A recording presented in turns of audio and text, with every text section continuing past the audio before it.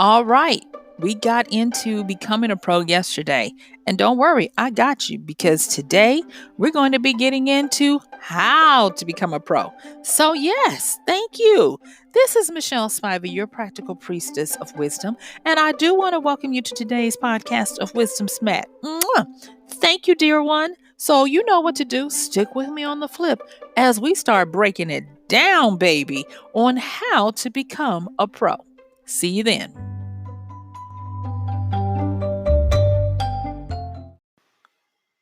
Yes. How to become a pro. I get asked this question a lot, and I decided to take some time and share some wisdom smacks that I've received over the years. Hard fought, harder even won. A lot of prices to be paid, but I'm hoping to shortcut the process for you by giving you some insights on what it takes to become a pro. Now, if you didn't listen to yesterday's podcast, I talked about some of the things to be aware of when you want to become a pro, even one of them being how to decide if you're going to become a pro in that area that you are entertaining.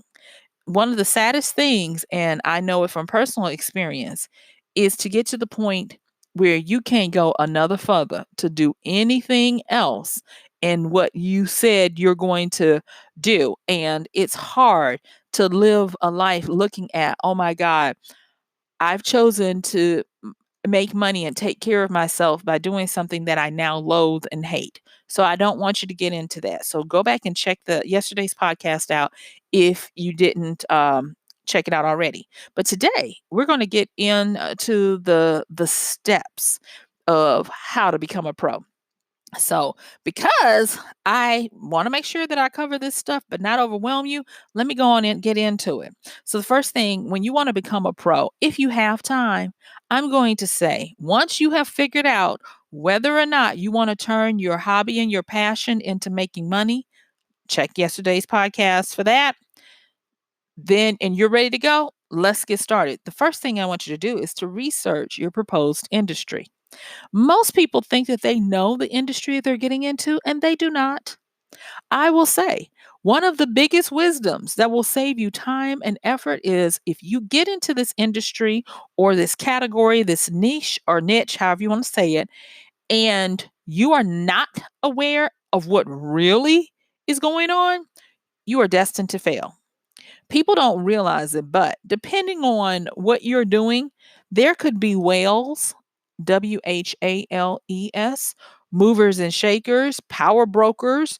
There could be a lot of things at play that you might not be aware of. And it's actually dangerous to get into an industry and not know how it's run, whether it is locally, regionally, or nationally or globally.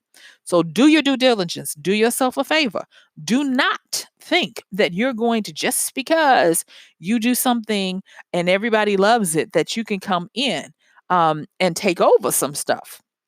I know of this that happens even in the book world. Yes, depending on some sub niches out there, if you come in and you don't kiss the ring, they will take you down. And I'm laughing because I I take for granted that people have common sense, but a lot of times when there is money involved, a lot of people allow common sense to leave the room and they just go for it.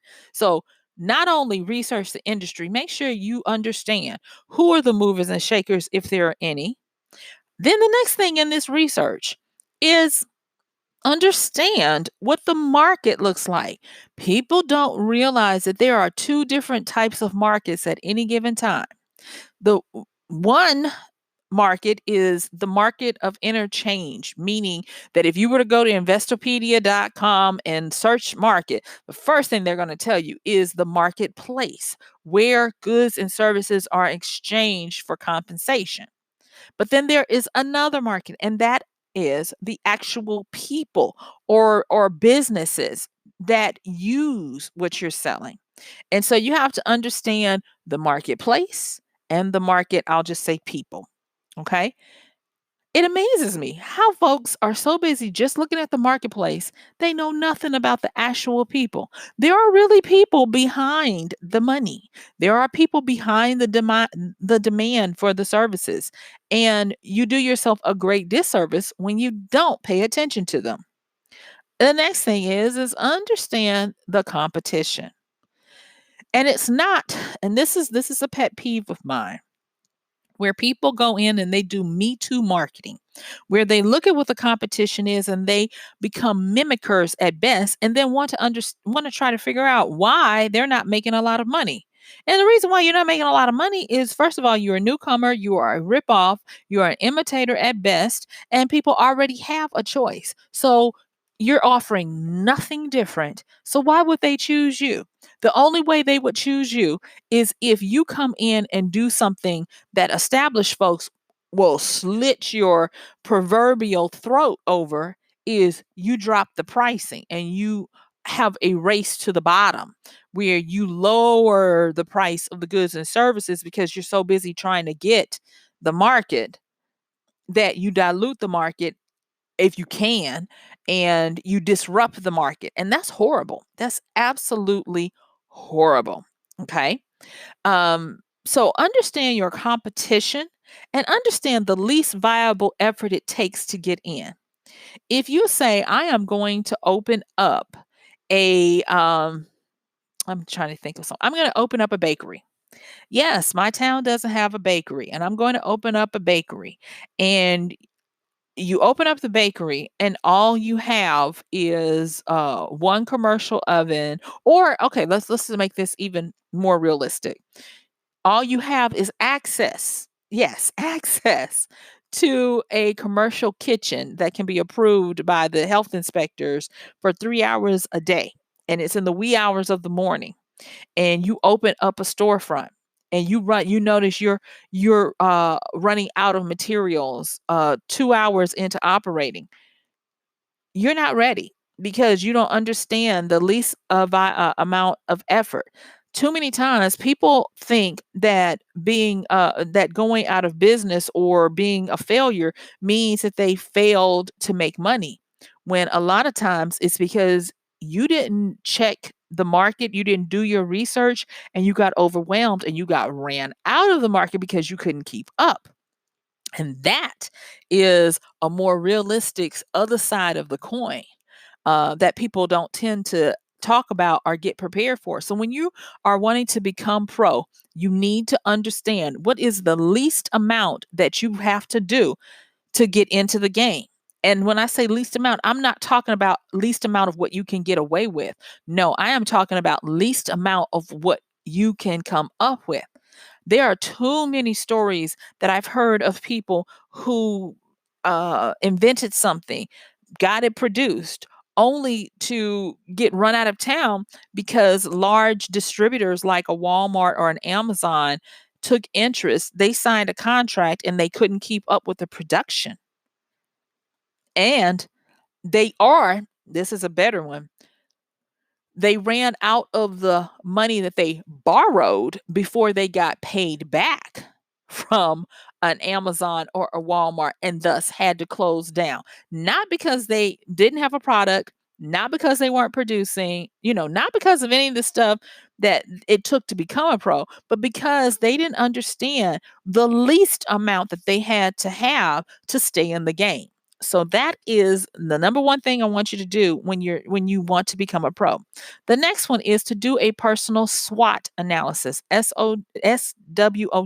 SWOT standing for strengths, weaknesses, opportunities, and threats. How you do that? The first two, strengths and weaknesses, are all about you. The second two, opportunities and threats, are all about your industry. So what are your strengths and your weaknesses when it comes to the industry? Not when it comes to you as a person, but when it comes to the industry. Your strengths should include, what is your unique selling proposition or USP? How do you differentiate yourself from others? How do you develop a product that is not new and improved, but is a better opportunity for people? And then on the weaknesses should include vulnerabilities that you have, whether it be cash or capital, resources, foundational equipment, distribution, marketing, branding. It can also be things like um, your limit on the amount of time you can devote to this, how many workers you can have, or whatever it is that would be seen as a weakness from somebody evaluating you, whether it be an individual, a business, or an industry.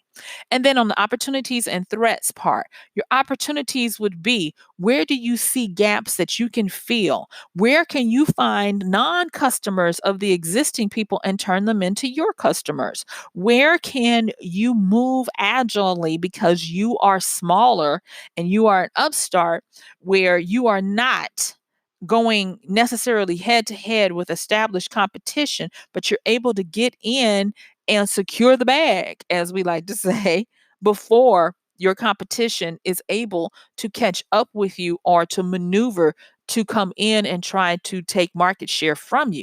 And then threats. Where could you be able to do some disruptive innovation? Okay. And when I talk about disruptive innovation, what I'm talking about is the difference between disrupting an industry and disrupting an industry for a new industry. And so, one of the best examples of this would be the company Netflix. And Netflix disrupted the video industry. Prior to Netflix, there were actual brick and mortar video stores where you would rent a video, take it home, bring it back.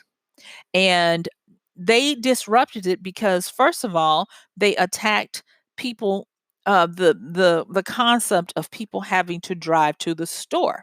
The next thing they attacked was people having to pay a lot of late fees for videos, and people felt like it was a ripoff. They had to sign contracts. If they destroyed the tape, they had to pay these exorbitant fees for the tape. It was a mess. And Netflix disrupted that because they were like, "Oh, you don't want to send it back? Well, guess what?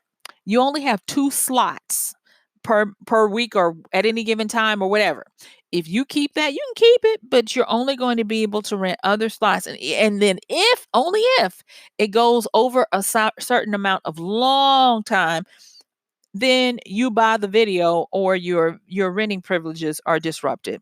No muss, no fuss. People went for it in droves. So they disrupted the video industry, because of course they weren't renting videotapes, they were renting CDs, but they made it really easy for people to just go to their mailbox, um, and put the DVDs in the mailbox to send them back and all this kind of stuff, and they paid them a flat fee. But then they moved into disrupting with new innovation in that they were able to mail the DVDs back using the postal service. And when it came time, they moved into streaming. They were one of the first companies to start saying, "You don't want to have all of that fuss and muss? Okay, we will now take away you having to get the physical copy, and you can just watch it digitally." Netflix did this, and as well as Apple. They are two of the companies that are willing to disrupt their own business, meaning they're willing to destroy their own existing business to push you into a new business, understanding themselves enough by doing a SWOT analysis to look at their strengths, their weaknesses, the opportunities and threats. They always address their own opportunities and threats head on. Well, I say always, but they usually do, because Apple, I'm looking at you funny right now. But Apple did the same thing where they started making their previous products obsolete, and they do it a lot of times before people are ready for them to do it. Think about when they removed the USB ports from their laptops and they made them all go through a new um a new port where it has to do all in one. Or think about when they remove the buttons off of I mean, not the buttons, but the jacks off of their phones, and now you have the earbuds. And people always cry or whatever, but then they soon adapt. But that is because Apple and Netflix are always willing to disrupt an industry as well as themselves, because they have their pulse on their finger on the pulse point of the industry and themselves to move them forward. So do not take this for granted. Do take the time to look at your own SWOT analysis, and you're going to see a lot of opportunities on how to become pro. The next thing is to allocate the necessary resources as much as possible. If you can and you have time, try to find a way to accumulate the money that you need um, to get in and get started.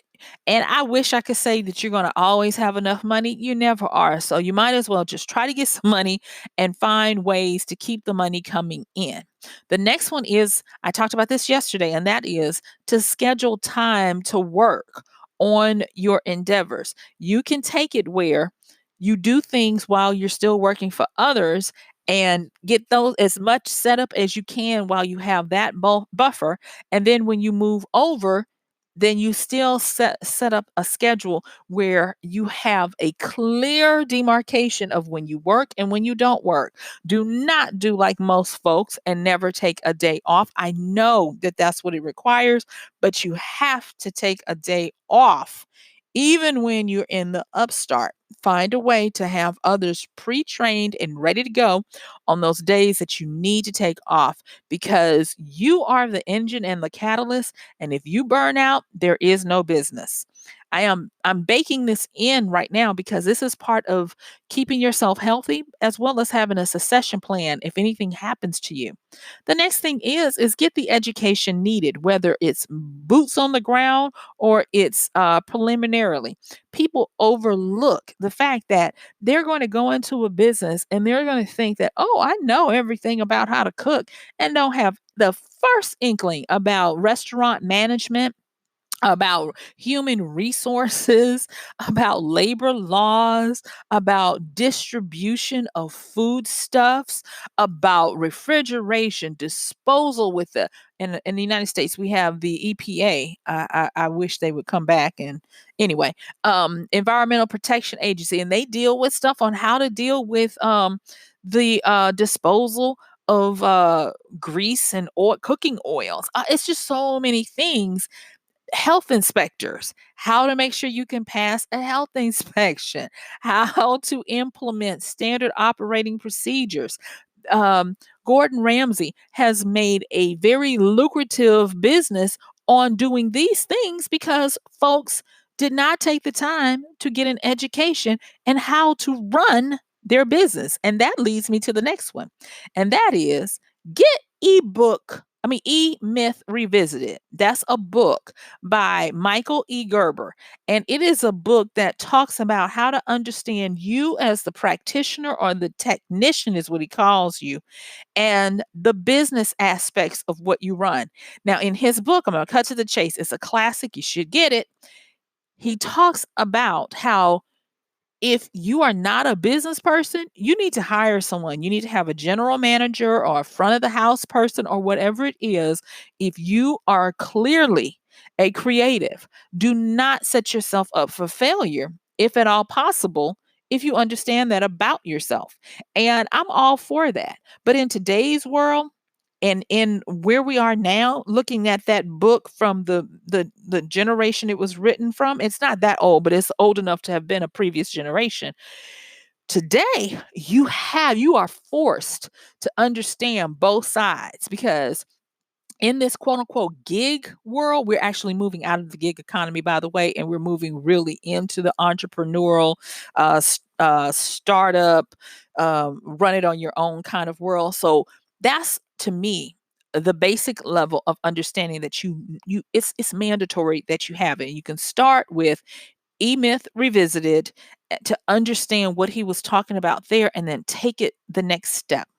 And then after that, implement a plan, a strategy, and a goal, GOAL ladder.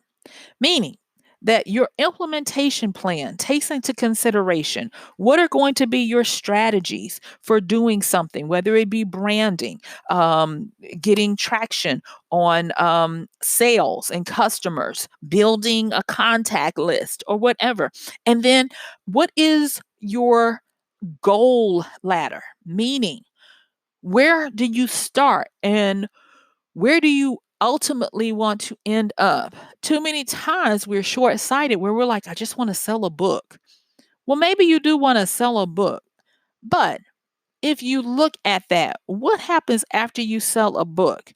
Do you want to become a prolific writer? Do you want to become a writer speaker, a writer teacher?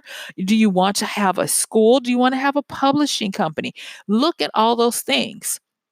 Because if you only have the short sightedness for the one thing in the immediacy, you're going to make strategies that only get you that. And what if those strategies aren't enough? What if the competition requires more? Then you're going to be stuck. And so I want you to get used to implementing a plan that has a longevity with not only strategies to get where you are right now, but you always have a vision for where you're going to go. Think about J.K. Rowling if you need to for an idea. This woman has to she's way past books. She runs a lucrative online community website, games. She has an entertainment division. She writes scripts. She has Broadway plays and West I think it's called West End in the UK. I mean, in London. I'm not sure. West something. And so there is a lot to what her company has evolved into. So, can you see how your strategy for selling a book is way different for a strategy for someone who wants to sell a book that is eventually going to lead people to going to um, their entertainment attraction at a Universal Studios? It's a whole different experience. She's got merchandise and all these other things. So have a plan with a strategy and a goal ladder. The next thing is to execute.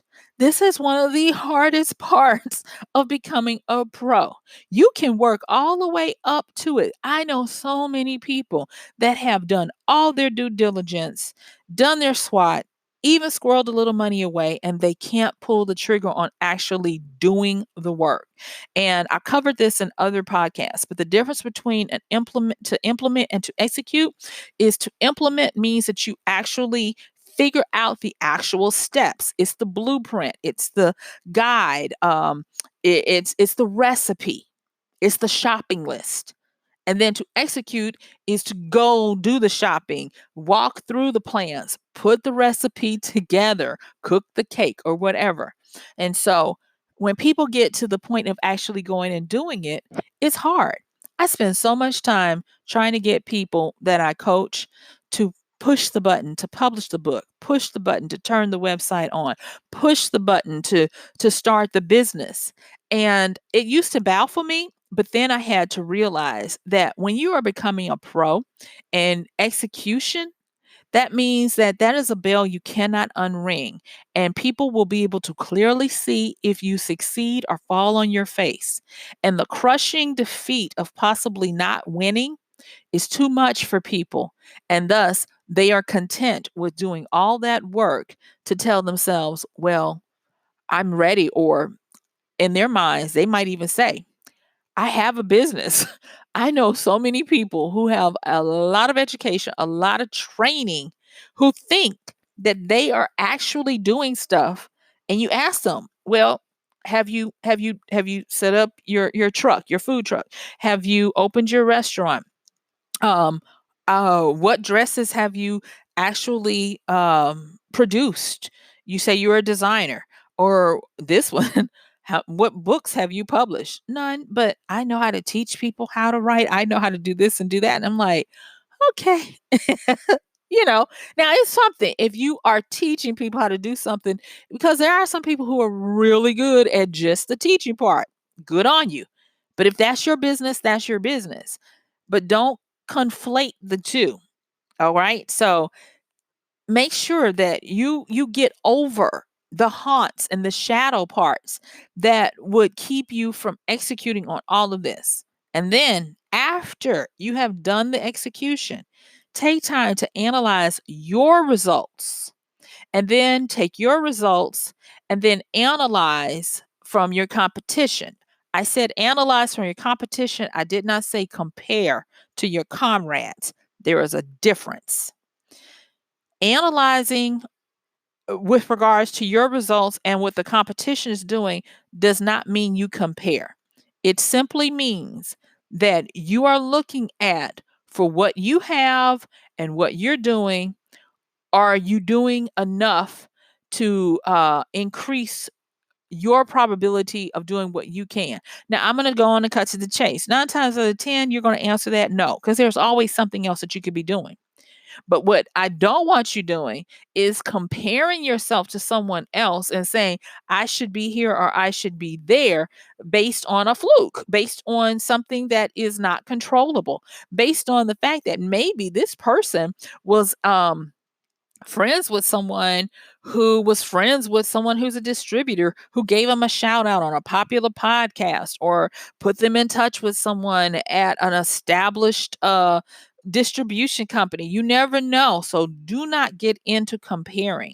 Only look at competing. And what that means is when you analyze your results and you look at your competition, I want you to look at things like, is my voice unique enough, or do I sound like everyone else?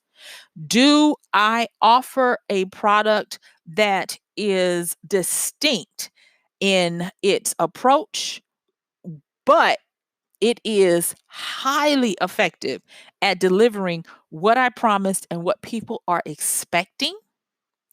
And this one, am I offering a very good quality to value ratio? Meaning, am I over delivering on the quality and the promise of the product in relation to what I'm charging? This is not driving down the industry in a race to the bottom. This is over exceeding in quality what people are expecting for the money that they get. And that is what I'm talking about when I look at your results and look at them in regards to your competition. And then you want to adjust accordingly. And I'm going to say this, adjust one thing at a time and give yourself time to test it to see if that is the issue. There have been many times I've broken a website only to know that, yeah, it's probably some plugin I've got added in. And when I was new at this, I would take all the plugins down and add them one at a time and say, "Oh, it wasn't the plugins," only to understand nut. It wasn't the plugins that time because you added them in one at a time. So the ones that were running were already going to run and you couldn't well, I wasn't replicating the issue.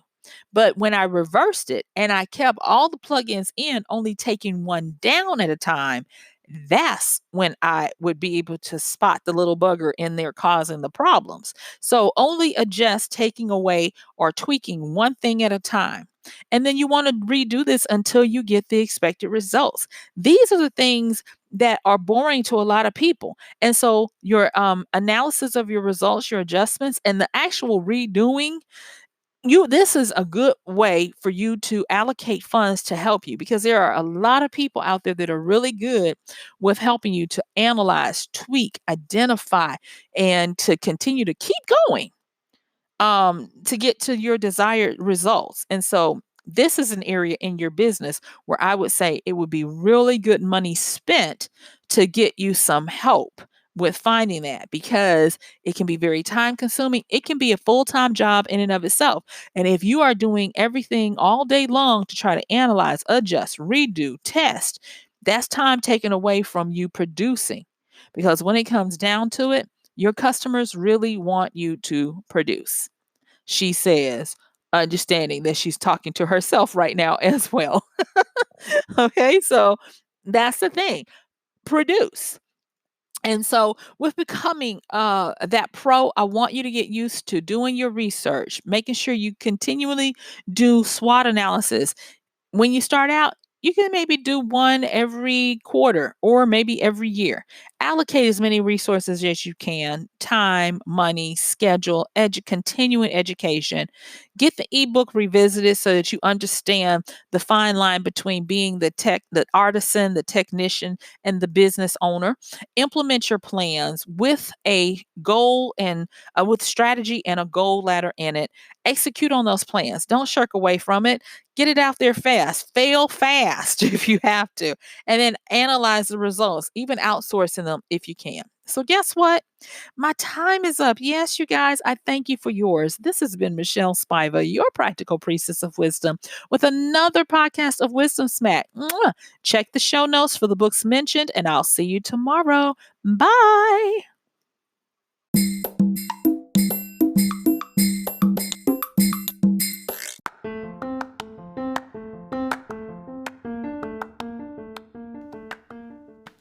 And that's going to do it for today's podcast of Wisdom Smack with Michelle Spiva. If you like this podcast, please help us get the word out. Like, comment, subscribe, and even share.